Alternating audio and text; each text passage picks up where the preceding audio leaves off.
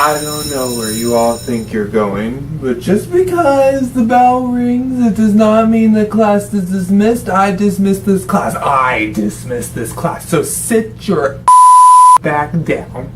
I have a homework assignment for you, okay? Now, I know it's the holiday break, and you guys don't feel like doing anything. I don't give a okay? Because you guys do the work, I pull a grade out of my give it to you, alright? Great stuff. You guys are gonna write about your family's typical holiday traditions, alright? I know. You do this assignment every year. Ask me how much I care, okay?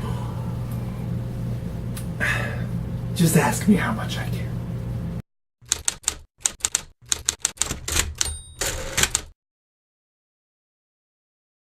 Mr. Fast? Yes, Mr. Fettuccine, sir.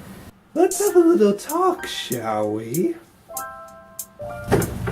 Mr. Fastenal, I've noticed that you're, well, for lack of a better term, failing my class. And do you know why that is? Why, Mr. Fettuccine? Because I don't like you. In fact, I despise you.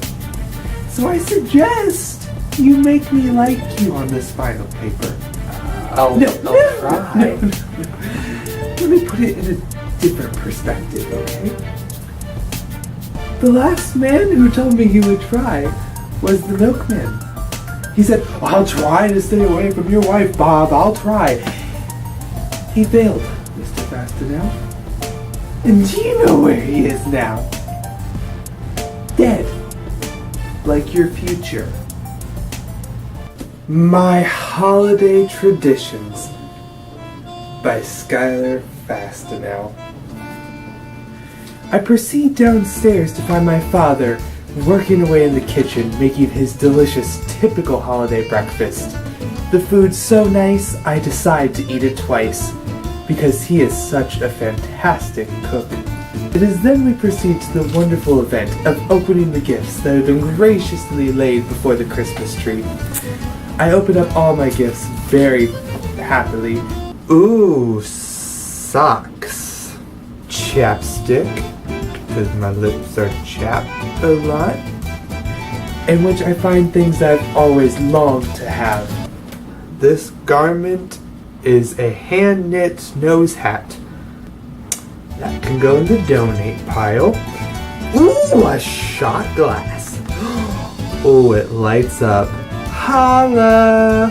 Meanwhile, my father records it all for future generations to see, in which he receives a very positive response from the children. Of course, no holiday would be complete without the typical, beautiful dinner laid out before us. There is no time like dinner time for family togetherness within my house. Afterwards, we typically go outside to the car, in which we parade around the neighborhood, looking at all the beautiful light displays that everybody has set up. Now I told you that we're all gonna enjoy this trip, alright? Of course, with all this perfection, all I can say is I cannot wait for New Year's Eve. I will be ready. Hello YouTube / social media, whatever you may be watching this on. I hope you enjoyed this week's episode. I decided to change it up a little bit, I guess, maybe just to give it a fresh new look to Bobcat Boy. If you liked it, cool, let me know. If you didn't, that's cool too, let me know. Let me know if there's anything you would suggest I could change. I just thought that this week's episode would be perfect since it falls in between the holiday season and New Year's Eve, and in high school and elementary school, middle school, and all the schools, I always had to write those reports about what your holiday traditions were, and you know, I was never accurate with mine because no holiday goes perfect in my house. I mean, that would just be crazy, but that's why we love them. Feel free to comment, subscribe, tell your friends, tell your family, tell your loved ones, tell your dog, tell your imaginary friends, and I will see you guys eventually. And if I don't see you, have a great New Year's and all that stuff. Unless you don't celebrate New Year's, in which case, that's weird, but I will see you soon.